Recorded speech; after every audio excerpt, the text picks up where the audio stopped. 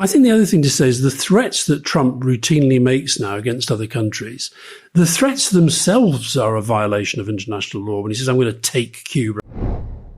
Yeah, we talked about Iran when we talked with Karim Sajipur, that, maybe the best policy was one of containment. It's hard to see what real threat Cuba poses to the United States, particularly now that they've lost that link to Venezuela and the support from Venezuela. They do still have some support from Russia. I was interested to read that one of the things that China is helping them to do is a massive expansion of solar panels to try to get them more energy self-sufficient. But surely the other thing that might be, they're not as military powerful as maybe they were when Castro had the whole country up, backing him.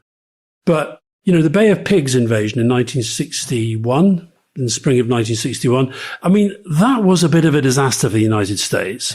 That was another one that I don't, so Dennis Brogan, who we talked about yesterday, he wrote his piece 8 years before that happened. But that was another one where they just thought, we get a few exiles, we put them together with some of our troops and they'll go in, the whole thing will fall over. It was a fiasco. This incredibly detailed account of the CIA planning the Bay of Pigs and the way they're using Cuban exiles and the different Cuban exile groups coming in and their attempts to try to disguise an American plane to look like a Cuban plane and pretend that a Cuban pilot has come across. And then the disaster unfolds on the beach, where, of course, a bit like these attempts to use Kurds against Iran, the real victims turn out to be the Cubans who are gunned to death on the beach. They also had these wonderful plots to try and take down Castro. So they knew that he liked diving, and a bit like Putin's people managed to put some poison inside Alexei Navalny's underpants. They poisoned Castro's wetsuit, but unfortunately on that day he didn't wear that wetsuit. Somebody else did. And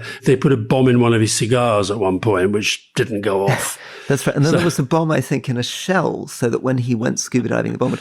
And Andres Velasco is a former finance minister who's now teaching in London, has written a very good Substack on this.